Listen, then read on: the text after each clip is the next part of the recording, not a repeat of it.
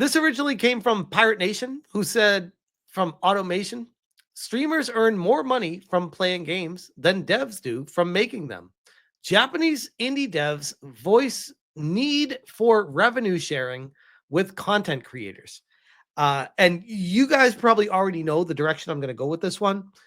But holy crap, just the mere idea of this being a reality is so hysterically laughable that I couldn't help but chat about it. I said, absolutely insane angle. Successful streamers spend their lives to get to a point of making the amount of money that they're referencing. That is not owed to developers. If a dev wants to make that kind of money, working their whole life to have the off chance that they make it by streaming, have at it. But don't be jealous of others' success. This is right up there with the WNBA wanting equal pay. Get the F out of here.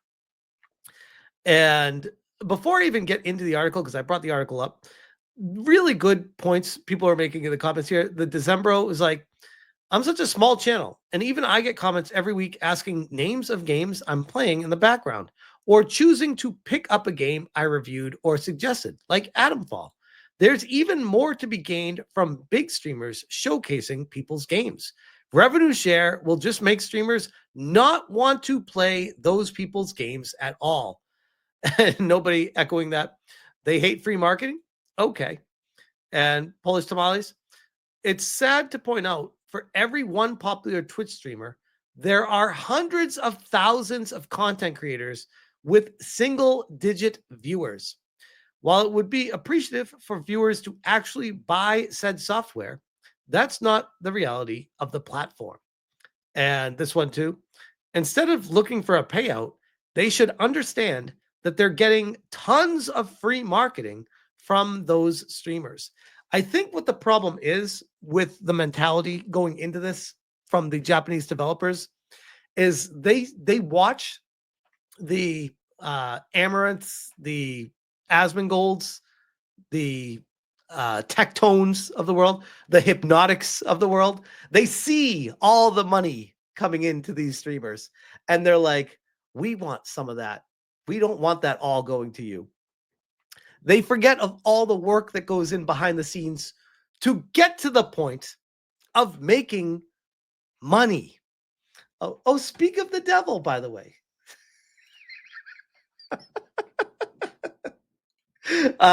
Reference earlier tonight's stream on why I would do that.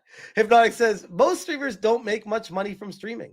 Less than 1% make any real money from it. Even less than that is rich from it. Very good point.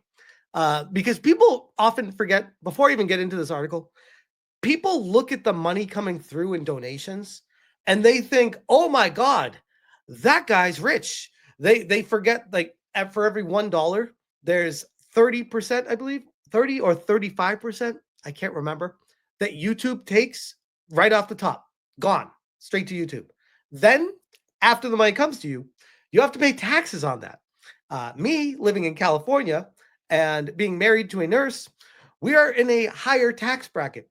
So our taxes are upwards of 40% of our income. Close to that. Very close to that. So you are now slicing it almost in half after the 30% gets cut. You're getting like pennies on the dollar for everything that comes through. So when people are like, oh my God, you must be making so much money. When people like Alyssa Mercante have this mentality, they have all this money, they don't understand that there's actually like cuts that go to different places to be a responsible adult and pay for your responsibilities. You have to pay YouTube. You have to pay the government. Money comes from the donations out of that. People that just don't understand the dynamics behind the scenes of it, like perhaps these Japanese indie developers, they might see all this money coming to these streamers and being like, oh, someone just donated $100 to Smash. That's a lot of money. Holy crap. And then at the end of the day, Smash take home from that is probably,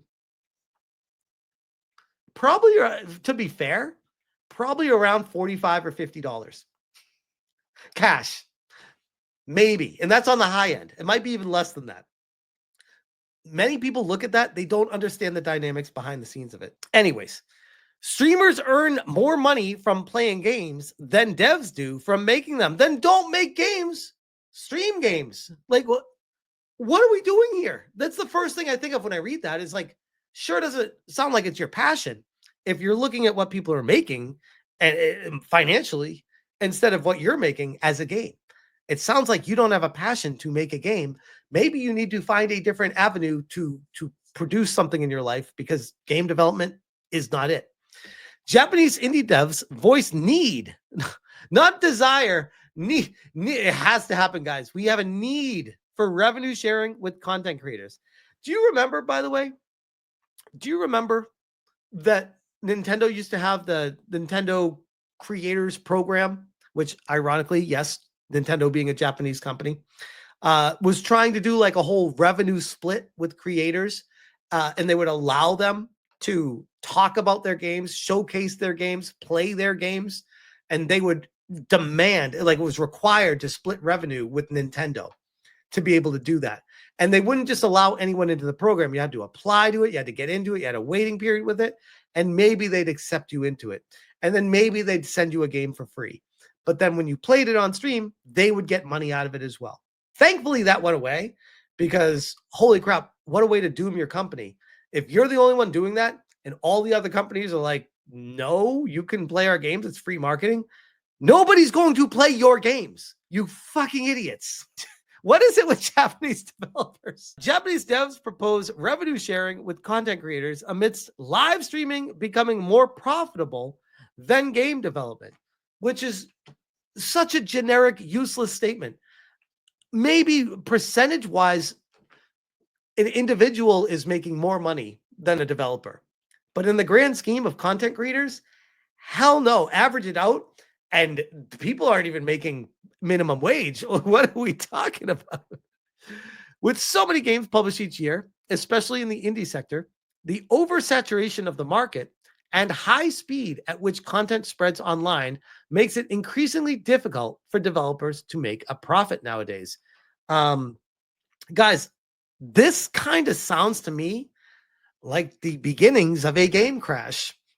If they're saying, hey, we're not getting the value out of making a game anymore, the natural evolution of the game industry is to not make games anymore. I don't know how else to say this, but it doesn't sound great for the future if this is the reality. Prompted by a recent discussion on the topic over on the Japanese side of X, game designer Okuda Kaku shared his frustrations with the relationship between developers and content creators. This developer sounds like a dick. I have so many incredible relationships with many, mostly indie developers, but also there are some AAA developers that I talk to as well. Often I have DMs open with them and we have conversations going, and they've been fantastic. They've been so nice to me. This is not something that would ever come across in a conversation. This is insane. He comments that games have, in some cases, become more profitable to streamers and content creators than to the actual game developers. Not true, by the way. That maybe the content creators are playing Fortnite and they're making more money than an indie developer is based off of the game that they're making. Yeah. But a streamer playing a no-name indie game is not going to be making more money than that developer on that indie game. A famous streamer played the game I made, but despite their stream getting hundreds of thousands of views in just one night, they didn't include a link to my game in the video's description, and it didn't have any positive impact on the game's sales. Okay, so a couple things with this. This is like, as a content creator's perspective, this is like I show up on, like I was on Side Scrollers the other day for my morning. It was like 2 hours, 2.5 hours, where I was on Side Scrollers the whole morning with Camelot. Shout out to Camelot, Blabs, Sutter and Craig. Amazing time I had with them. I had zero expectations. I don't want money from them. I didn't expect anything from them. If they cut clips of me talking and stuff and posted it, if they shared my channel in the description, That would be cool. If they don't, they don't. Because for me, looking at it as one, I look at Stuttering Craig, Blabs, Camelot as my friends, cool people that I would love to chat with. I don't look at it as like, oh, it's business. I need to do this. It's just like I want to talk to them about games and what's going on. And oh, added benefit of maybe I get introduced to new people on the stream. They find out who I am. They want to come watch me. They want to watch my videos, subscribe to me. Bonus, that's cool. That's awesome. But that isn't my intent when I went on there. It used to be, by the way, but that dynamic has changed. I think after the channel got past 100,000 subscribers, my mentality changed. When I used to be like, oh my God, I need to promote my brand everywhere. I need to do that. It's like, no, I'm kind of chilling now. I'm like legit, like I'm really happy with where the channel's got to. And I'm just like, hey, I'm chilling, hanging out with people. And if my face is out there in other places, great. This sounds like the kind of developer that if he showed up on side scrollers and they didn't link his channel, he'd be crying about it. Like, that's the direct equivalent to what he's saying right now. Like, bro, you are jealous of other people's success. That's what this boils down to. If you want your game to sell more copies, make a good game and people will buy it. Maybe the game that was streamed showed people that they shouldn't buy it. Many such cases, especially Sweet Baby Inc. related games, when Varadark or Hypnotic stream them, I don't think when they stream Salt to Midnight, it helps sell any copies of it. Guess what? Because the game wasn't great. What the hell was that other one I remember with that the Indian girl? Literally can't even remember it. Another Kim Belair game that nobody even cares about anymore. Sold 0 copies at GameStop in one of them. It was terrible. They streamed the game. No one bought it because they streamed it and made fun of it, laughed at it, and showed it to people about how it's a terrible game. This is welcome to the world of streamers where they do their job. They're showing the game off to people. If it's a good game, people will buy it. They just got a free ride from my game. Make a quick buck and that's it. This is what I've been experiencing lately. So I really wish something could be done about it. Seriously, Okuda posted. Apparently, the live streamer in question had around 2 million subscribers at the time. This is insane coping and seething. Do you know how many indie developers in this world would kill to have a 2 million sub channel stream their game? Like legit, like that is like, that's all they want, is to have the opportunity to have people see their game on a grand scale. And this guy's like, yeah, because he played it, but it didn't sell. That was the issue with it. It's not my problem. It's not my fault. Right, bro. Right. This is the actual tweet. Let's see it. Auto translate. I made a game and a famous streamer played it, getting hundreds of thousands of views in one night. But since I didn't put a purchase link in the video description, it had absolutely no impact on sales. And it just ended up with me getting a free ride while the streamer pocketed all the profit. Oh, yeah. Wait a second, Hypnotic. I show up on Saturday Night Hypnosis every Saturday and people donate money to you, Hypnotic. You get a free ride on that. I show up. You don't pay me. What the hell, Hypnotic? Again, this is the mentality that this guy has. Could you imagine trying to work with this guy? What a piece of shit. That's the kind of thing I've experienced. So honestly, I really want something done about this situation. For real. Good Lord. What a piece of shit. Like, I know Japanese people are all about honor. This guy has no fucking honor. He's just a jealous piece of shit. While acknowledging that there is nothing inherently wrong with people showcasing content to their audiences, interaction designer Takayui Fakatsu suggested that the problem lies in social media platforms reinforcing a system which values quantity over quality. Welcome to the way the world operates. Yes. Adapt, change, match what your customers want. There are game studios making hundreds of millions of dollars every day. You aren't. Look internally. Question yourself. Reflect. How could you be better? What are you doing with your games that isn't making people want to buy them or play them? In a society ruled by social media, it is way more cost and labor effective to do a daily showcase of masterpieces that took 3 years to make rather than working hard for 3 years to make a masterpiece yourself, he posted, reflecting on the problem in a broader sense. As a possible solution for this problem, he suggested that more live stream platforms should introduce a revenue sharing system whereby 5%, so you want to take more out of the pie. I'm already getting bent over from YouTube. I'm already getting bent over again after I get bent over from the US government. You want to bend me over a third time and be like, wait, there's still some pie left there. We can get some of that too. Hold on a second. Whereby 5% of the money a content creator earns through streaming a game would go to its developers. This would be a terrible idea. However, he admits that this would be quite difficult to implement as there is no organization in the game industry that could back such an initiative yet.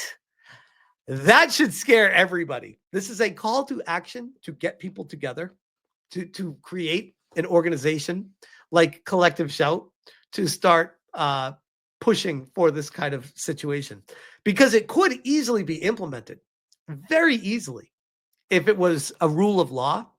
YouTube could just be like, okay, yep, if you are streaming a game, you are now required to label what game you're playing. It needs to be entered in, and it automatically just distributes the funds. 5% of whatever gets donated during it just goes to whoever claims the game that you tag. It's very easy to be done, but yikes if that happens. Very big yikes. Like how the Japanese Society for Rights of Authors, Composers, and Publishers handles royalties and copyright for Japanese musical artists. Bro, I don't give a shit what you do in other areas. Get out of the gaming industry with this shit. While many people who would watch game content creators and are gamers themselves, a great portion of the views also come from casual live stream enjoyers and people who do not consider themselves gamers. Those who are less likely to buy a game in the first place. As someone who would rather watch someone else play a game, I can't play myself, even if there's a link in the video game's description, a link in the video's description, it probably won't make me buy the game. That's exactly why developers should implement streaming fees for their games, another user commented. Yikes. On a related note, a developer whose indie puzzle game recently became a huge hit in Japan proposed a more optimistic idea on how live streams and playthroughs could tie into boosting the sales of games. According to developer Nama Takahashi, more content creators should split their game playthroughs or streams in short episodes and upload them one by one over the course of a few days in order to create anticipation for more and motivate players to buy the game. This also, oh my God, these guys, are they going to be doing that work for me? Because that's a lot of work. Who's going to, I mean, if you're making money from this, are you going to be doing that? Because what? However, these are only hypothetical ways to get around the problem. It's not a problem. Make a good game, it will sell. Make a game that people just want to watch but not buy, then that's a you problem, not a us problem. This entire situation is beyond laughable. And the developers that are proposing this should be fucking ashamed of themselves. Yikes. Massive yikes. I guess I'll leave it with this. It's so hard to get noticed with what feels like hundreds of games releasing on a weekly basis, like legitimately, especially on Steam. To get a massive channel playing your game in front of hundreds of people, if not thousands of people, you won. You won, bro. That's like Asmongold reacting to one of my videos.